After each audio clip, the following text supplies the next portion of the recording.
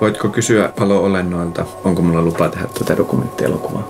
Me valo-olennot näemme tämän dokumentin tärkeyden sen avatessa ihmisten silmät toiseen todellisuuteen. Kun olin 12, isä näytti, että emme ole yksin maailmankaikkeudessa. Että tähdissä odottaa ihmeellinen maailma, jota isä kutsuu todelliseksi kodikseen. Kun vertasin itseni muihin lapsiin, tuntui, että olin erityinen. Kenenkään muu isä ei ollut supersankari. Mitä silloin oikein tapahtui? Meidän isä oli parantanut syövän, niin niitä on kuulemma useampiakin ihmisiä. Ei tullut silloin puheeksi, kun mun isällä oli se syöpä. Eikö se yhtään häiritse, että sä et tiedä, että onko se totta vai ei? Ei.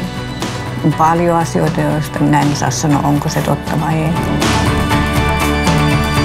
Pakkohan asioille on löytyä joku järkiselitys. Eikö ole hienoa, että mulla on tämmöisiä kykyjä? Kyllä mun varmaan täytyy Veikolle kuitenkin sanoa, että mä en ehkä usko näihin juttuihin.